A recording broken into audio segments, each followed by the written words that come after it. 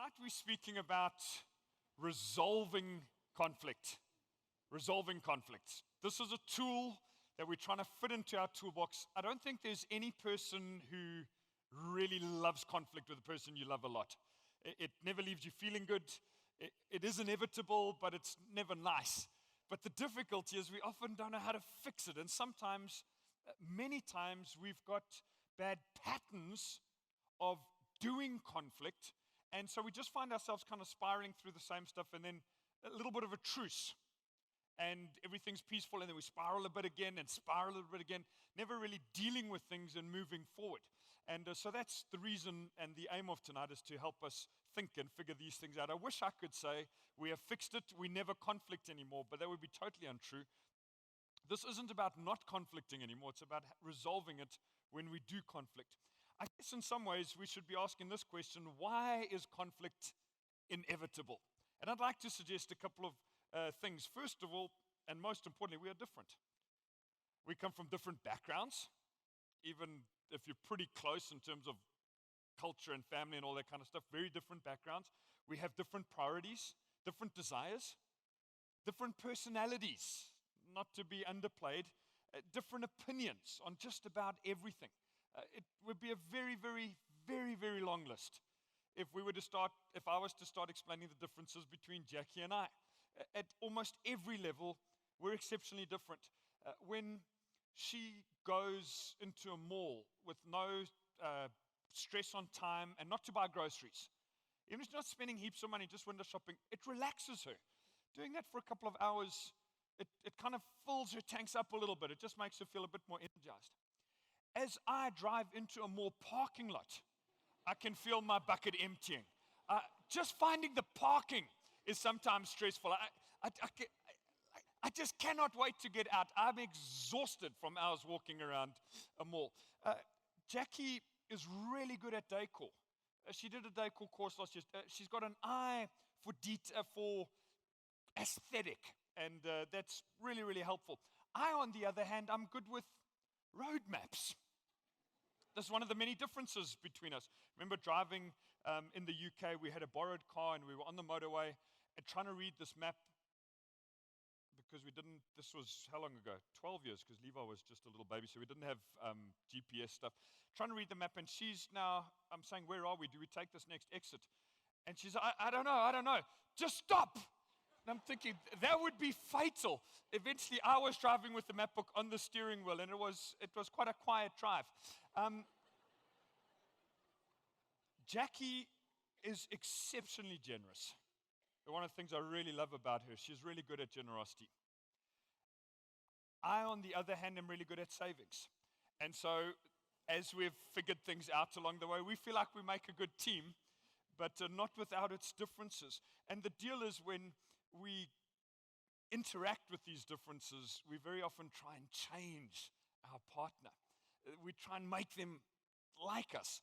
I remember just after we got married, I was sitting at our dining room table, and Jax was preparing food for the meal, and I noticed she was chopping beans, something I'd observed my mother do maybe hundreds of times in my childhood growing up. And Jax would take out a bean and then just chop it, put it to the side.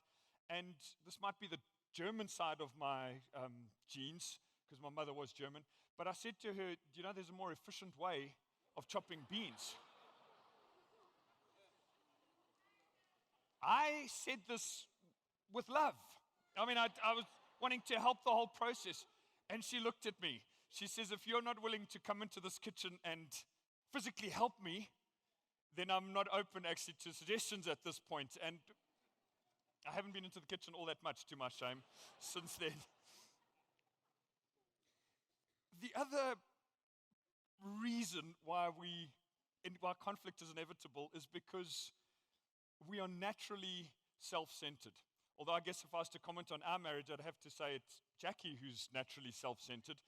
She is lucky to have such a thoughtful, considerate, kind, and especially humble husband like me to be married to. Which proves my point, we are all naturally self-centered. We look at the world through our own eyes, and we feel we're right. this is a source of conflict. I guess one of the ways of viewing marriage is the picture of a three-legged race. This can be the best and the worst of races. When you've got your leg tied together as a kid with somebody else, the figuring out of how to walk with just three legs is painful and can be. That rope, as somebody falls, that rope pulls and you're angry with the other person. But once you get the rhythm going and you streak out in front of everybody else who's falling out trying to figure out the rope, there's this great feeling of, hey, we did it, we got in step. And I guess relationships are about finding the rhythm and the steps, because this band in marriage are our vows. I don't know what vows you made at the altar, but I remember our vows when something like this: I promise to be with you for better, for worse, for richer, for poorer, in sickness and in health. That just about covers all of life. I'm committed. This band is tied firmly around, and we've got to make this thing work. We've got to figure it out. So this evening, I'd like to talk about 5 principles for helping us resolve conflict. And we're going to do some exercises in the middle of that that are on your table. Principle number 1 is to express appreciation for each other. Now, this is not just in conflict situations, but if I could put it like this, is that the tone of our relationship should be appreciative. It's like the atmosphere, the temperature in our home. As we've been through winter, there's been some really cold days and it just feels a little bit chilly. You go into a room and then you turn on the heater and it changes the temperature. It's not this massive sudden change, but I'd like to ask you, what is the temperature, the ambient temperature like in your relationship? Is it the cold temperature of criticism, constant criticism?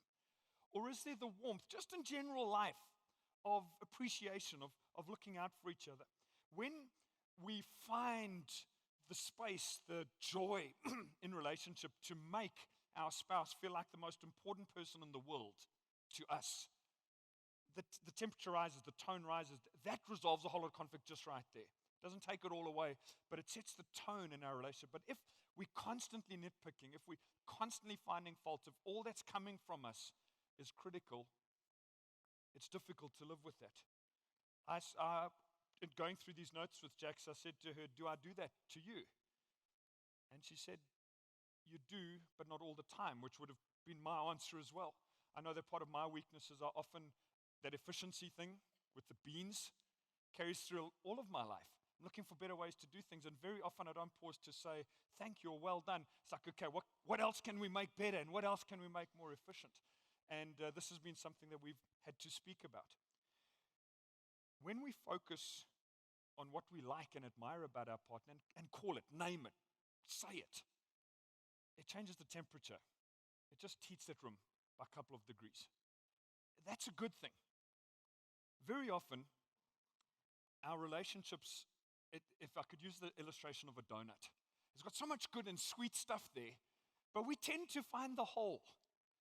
We tend to be taken with what isn't in the other person, and that becomes the source of conflict. That lowers the temperature, and I guess resolving conflict involves, in all of life, expressing appreciation for each other, expressing gratitude, and if possible, daily, saying the kind words, the thank you, the appreciative.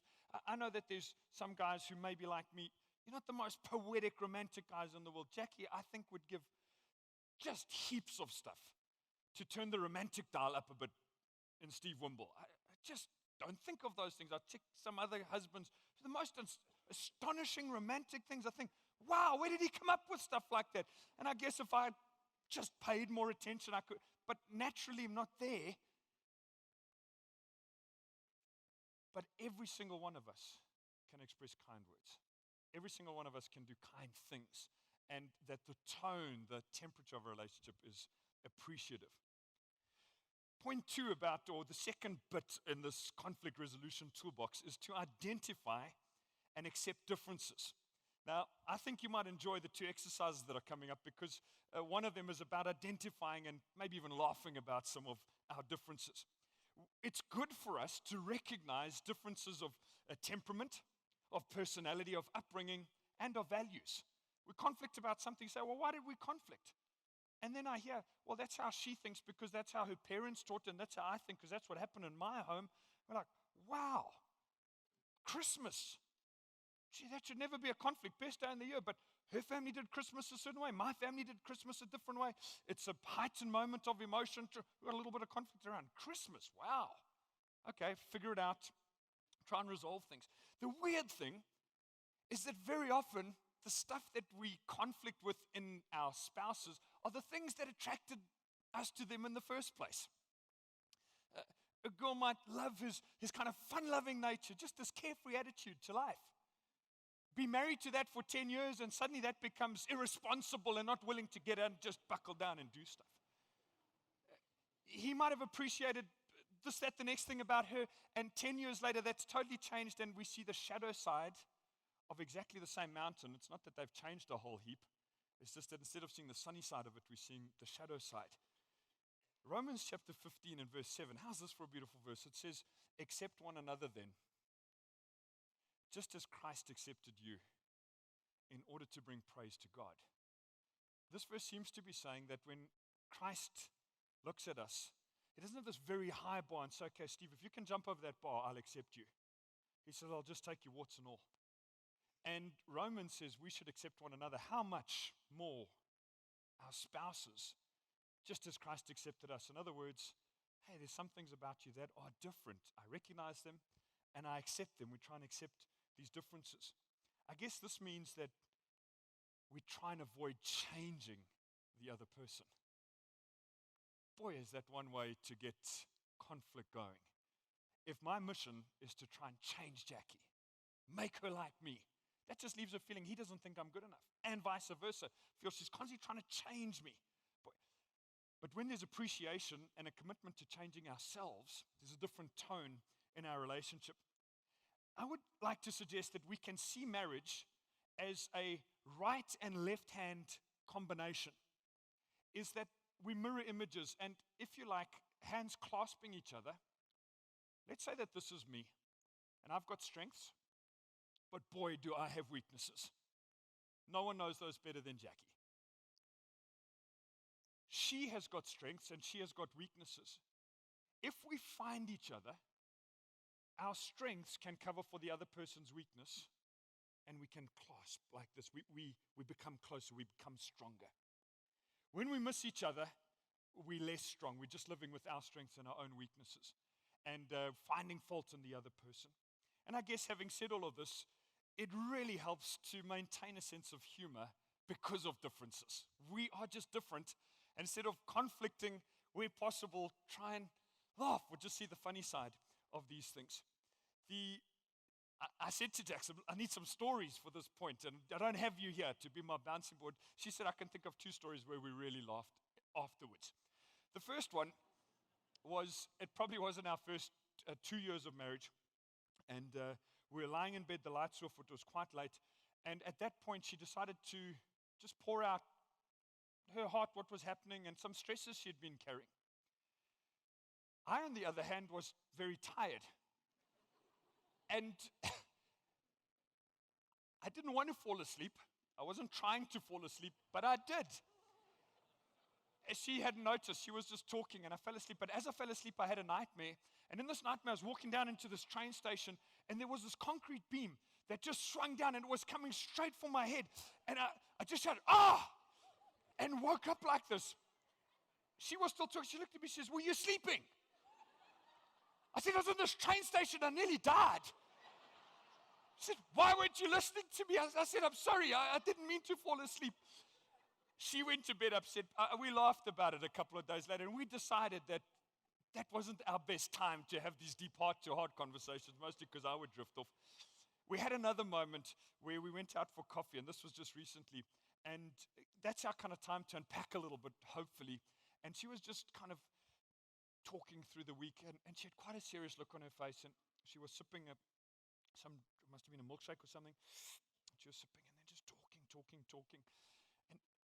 And I don't know what made me do it. I had my cell phone with me, and I just pressed record on my video. And I just kept the cell phone seated there, but just try to nod. And after about maybe 3 or 4 minutes, she said, what are you doing with that phone? And I burst out laughing. I said, I'm sorry, but it was just so, I don't even know how to describe it. You got to see yourself. And I showed her the video back. I can't believe you did that to me. Why weren't you listening? This seems to be a common theme of me dialing out when she's trying to pour out her heart to me. So what we're going to do is move away from my weaknesses and onto this exercise. We're going to do these two exercises together as couples. The first one is show appreciation. And it's pretty straightforward. It asks you to write down 6 things that you appreciate about your partner. It gives you 6 examples. This is like exercise for guys. It gives you examples. You can even borrow some of those if they fit. Don't lie. And then the second page, I'll just explain this a little bit. It calls recognizing your differences. It gives you a whole lot of different things like clothes, disagreements, holidays, money, people, planning. And take the letter, if it was Jackie and I, it would be S and J, and put the S closer to which side of that continuum you are on. And Jackie would put J closer to the continuum she's on. And see if you can kind of figure each other out and then show each other. You should get it pretty close, especially if you've been married for a few years. All the best with that.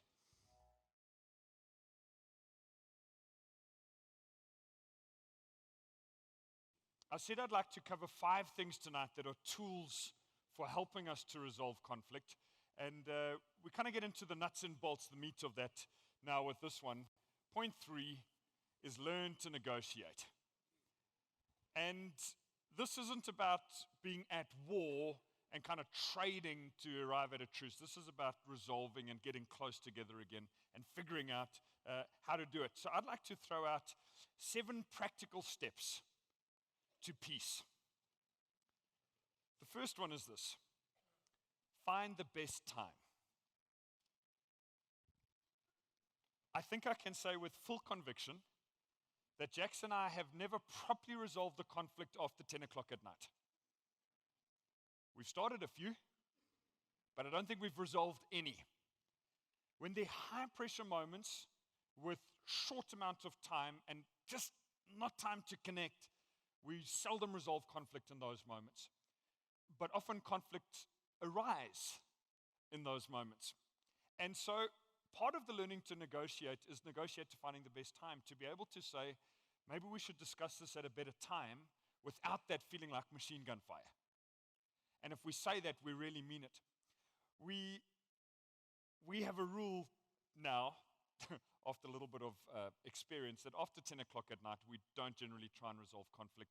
We're not at our best, neither of us. An interesting thing happened, though, is we found we often on Sunday evenings bickered. I don't know how else to put it. It wasn't massive arguments, just bickering. We just missed each other. And one day Jackie said to me, now this is problematic because my job is to preach here and try and help from the Bible people to figure out God's plan for our lives. And then I'm going home and I'm bickering with my wife. Basically, I could even see the irony and trouble with all of that. And Jack said to me the one day, she said, you know what? Sunday evening is probably your tiredest time in the week. Sunday is a massive output day for you. Why don't we on Sunday evenings, instead of catching up on the week or the week ahead over a cup of coffee, just watch something and not talk? This is the first time Jackie's ever suggested we don't talk, so I knew the problem was. But it was a brilliant piece of insight. It was because it was the wrong time. I in particular, I was tired. My internal energy was really, really low, as it is on Sunday evening. So not the best time. And when you find the best time and can resolve conflict, I reckon that's a pretty good feeling. The second practical step to peace is to identify the issue. The issue. Let me use this analogy. Let's say you stand on a thorn, and that thorn goes deep into your foot, and it's not taken out. Your body reacts to that. It fills the white blood cells, everything get involved. There's a lot of pus around that thorn, but eventually your whole foot would feel inflamed. Wherever you touch on that foot would be sore. And it's like that with any conflict. It's like a little bit of a thorn causes a little bit of pus, and then the areas around it get a little bit sensitive. So by then, wherever you touch, it's just sensitive. And he says this, bang, and she says that, and he says that, and suddenly it's, wow! And this is the question, what was the thorn? the issue. And sometimes it's not always what we thought it was. It didn't have to do with how she parked the car or how he lost his temper at the dog. Usually there's stuff underlying. That's often just the pus. But the issue sometimes relates to something we might not even realize that happened a little bit before. And when we sit down and identify, oh, wait a minute, that's actually the thorn. Okay, now we know exactly what we're dealing with. The difficulty with conflict is that our emotions get involved. And as soon as emotions roll up at the table, conflict's difficult to resolve. Sometimes when we're both feeling a little bit emotional and we can see we're just not getting anywhere, we sometimes just call a little time out. And this relates to becoming a better time, is try and find words like this. I don't think I'm at my best to discuss this right now. Is there any chance if we could just pause and maybe tomorrow afternoon when we've got a little bit better time, discuss it then? And some people say, oh, but the Bible says don't let the sun go down on your wrath. But sometimes sun sets at 5:30 and this happened at 6. So I've got a full 24 hours.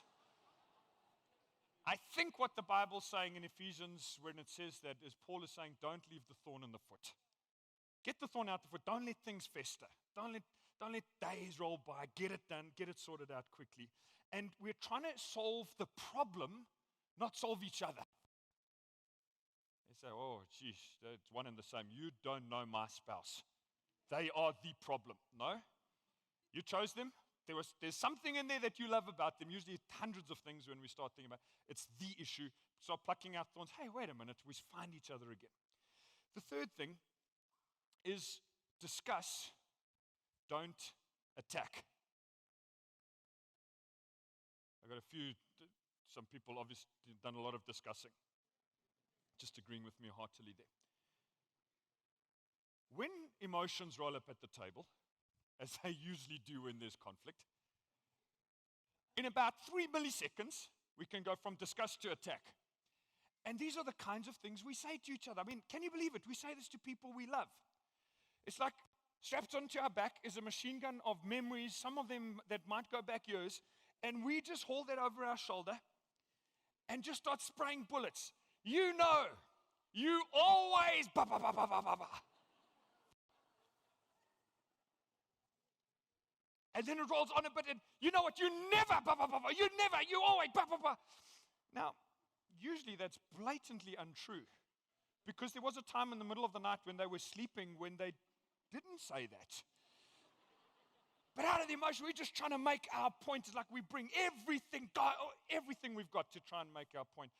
That seldom leaves us closer to resolving the conflict. So if we can recognize the red button stuff, recognize those habits and say, you know what, if I'm there, we need to just take a step back, come back at a better time, and then discuss what is the issue.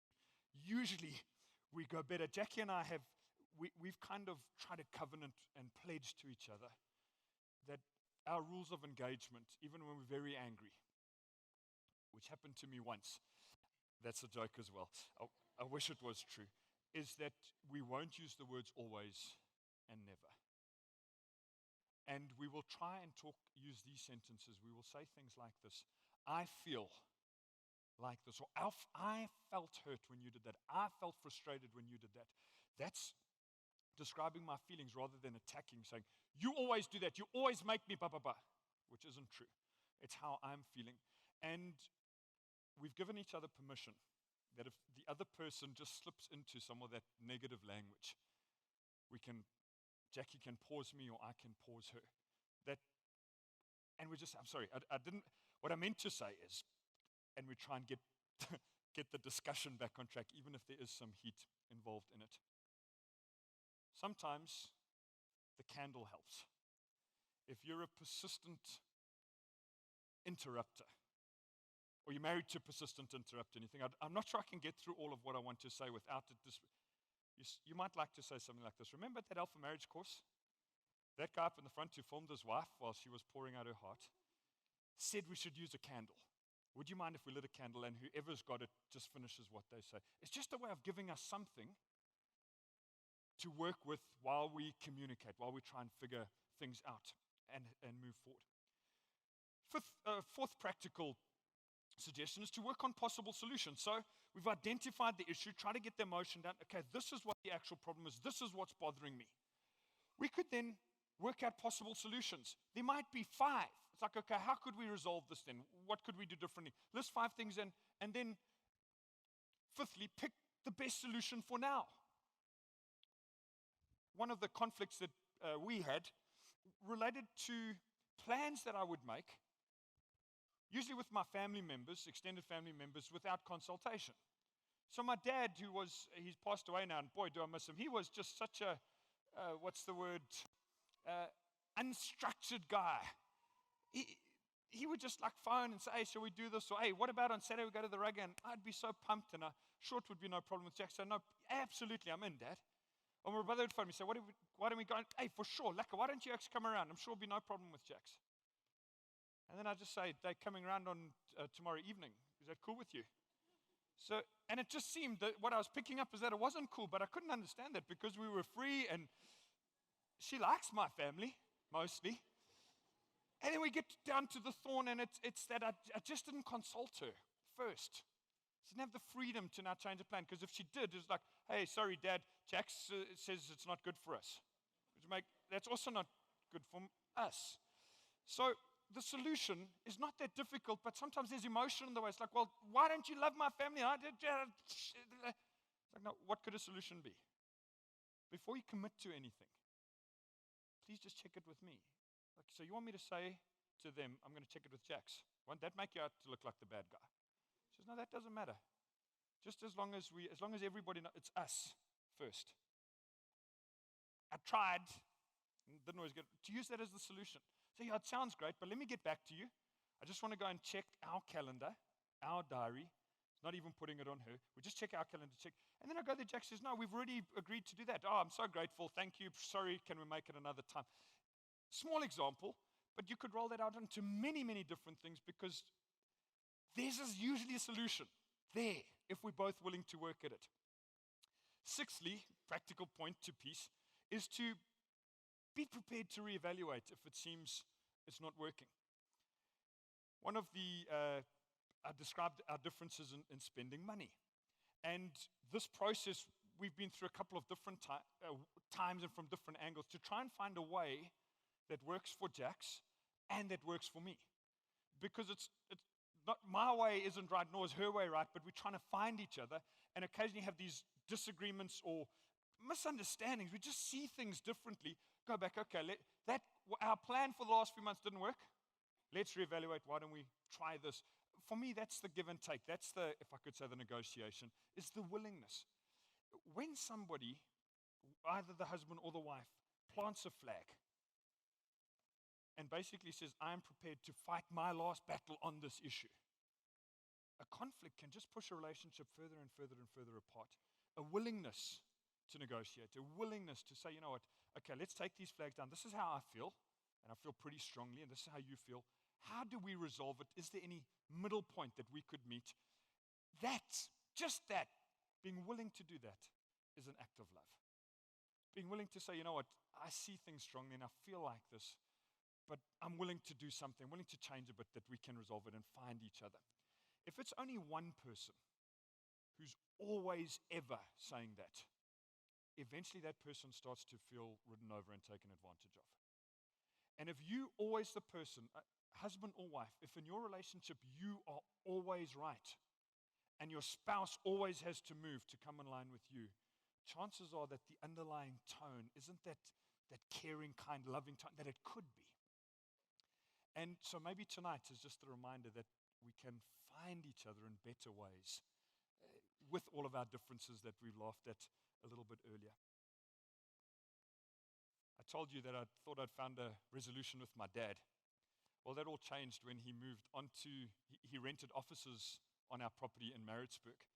So we'd bought a house and made it into 2 separate units. And we lived there for a while. And then one of our tenants left and my dad moved in, which worked really, really well. He wasn't there at night, so we had the place to ourselves, but during the day he was there. But my dad was still unstructured, and he loved seeing his grandson. So he would just stroll up any time of the day and just kind of come through the back door and we'd have such a great chat. I really appreciated this time with my dad. Not realizing that for Jax, who's a much more structured thinker, this was just, she never knew. Anytime he could just come through the door, and nice man though he was, she just felt it intruded a bit on our family. So this involved a whole nother process of discussion and finding a new solution, chatting to my dad and saying, Dad, would you mind maybe just dropping an SMS saying, is it convenient? Because sometimes it isn't. Sometimes it's bath time with the boys, or we're right in the middle of stuff, and we would love the freedom to be able to say yes and no. No problem to him at all. He was really, really cool with that. And for us, it let Jackie know, you're much more important to me than anybody else in the world. I'm willing to kind of come back here and evaluate if necessary.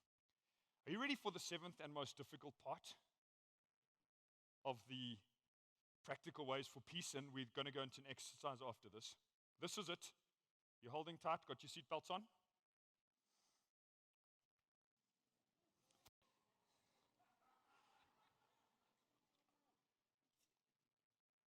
Sometimes we have to say sorry for what we did that caused the conflict.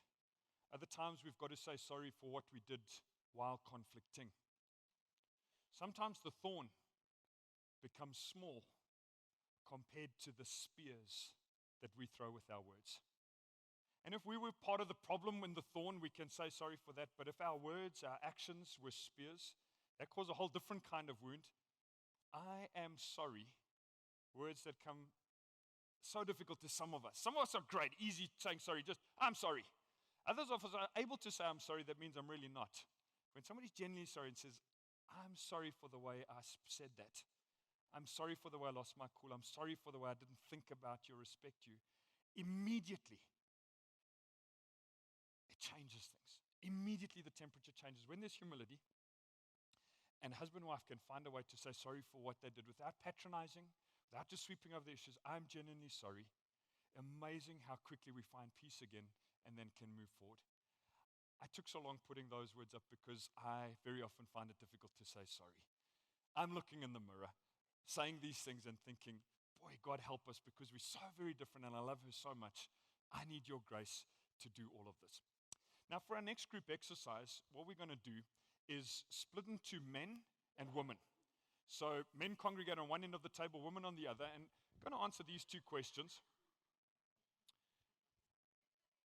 What strength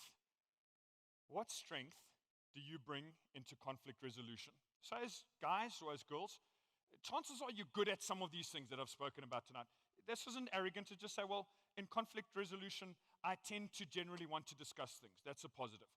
There might be, I'm quick to say sorry. I think I bring that to the table in our relationship. And then secondly, what is your growth area? What are the things that you could do better on? And the reason we're doing it like this, and this is probably a one-off for this course, is that chances are some of the guys will listen to some of the other guys and actually say, wow, I actually feel quite encouraged by that. We both need growth in those areas. Some of the girls say, hey, I also need growth in that area. So this is just a time for us to get together gender specifically and draw some mutual encouragement. So all the best with that. We'll give it a couple of minutes.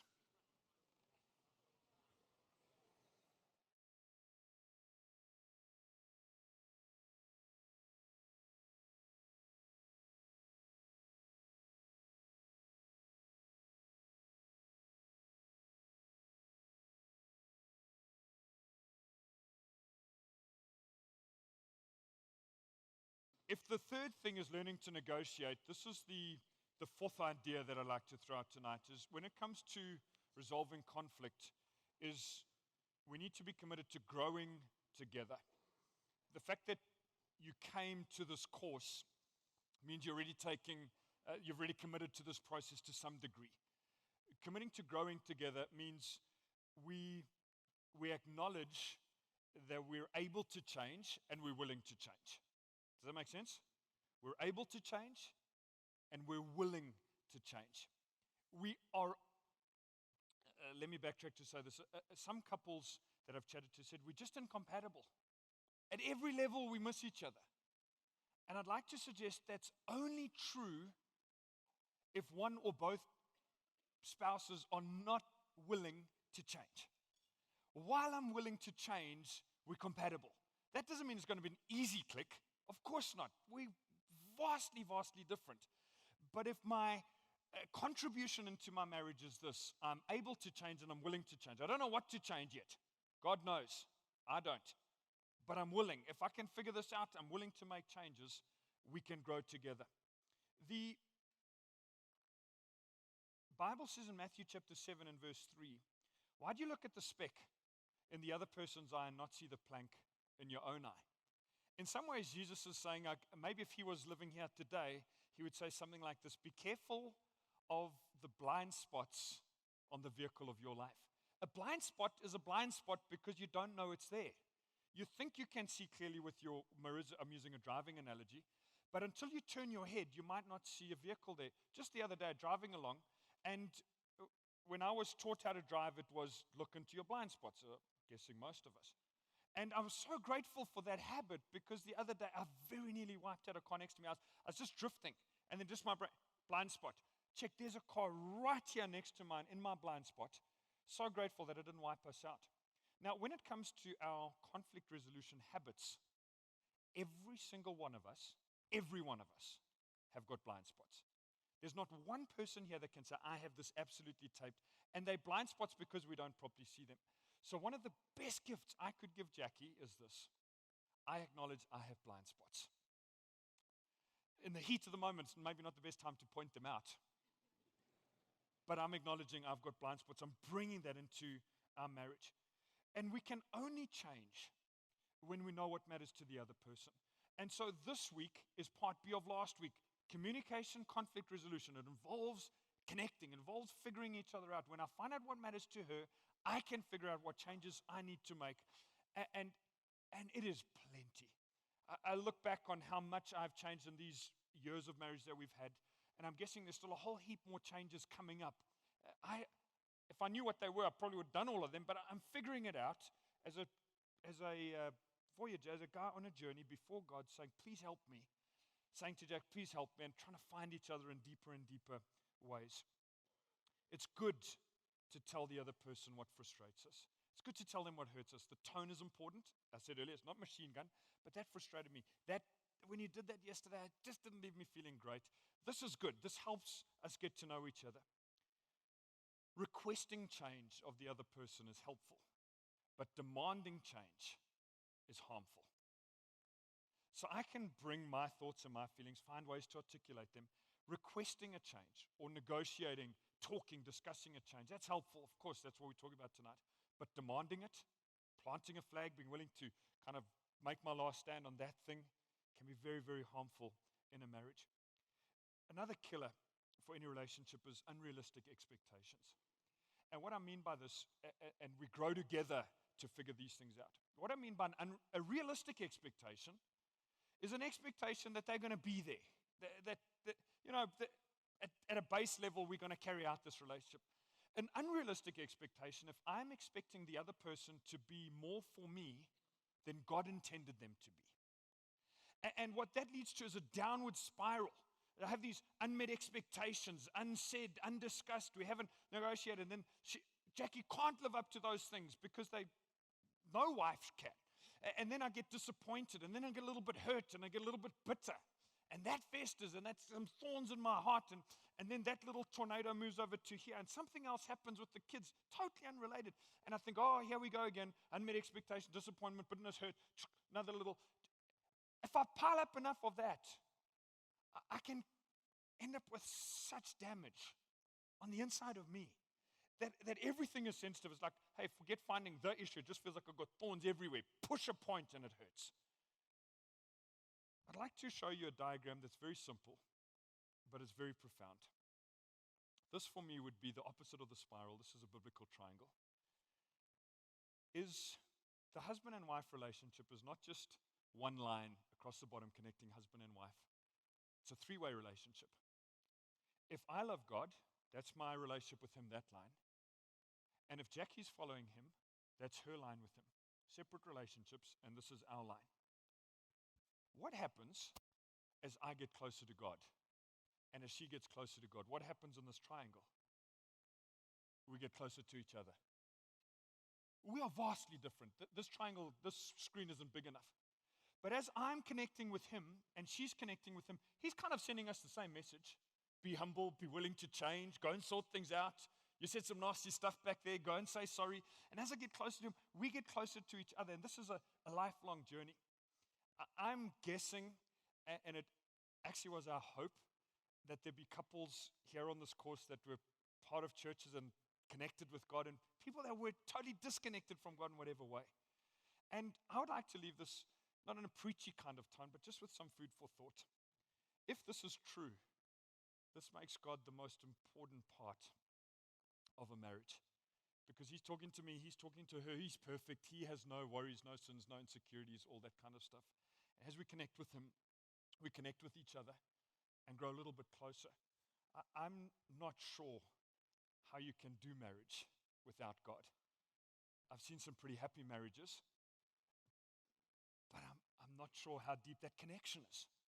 I'm not pointing any fingers. I'm just saying if he was the one who invented man and woman, as we said in week 1, it's like he's standing over your marriage and over mine.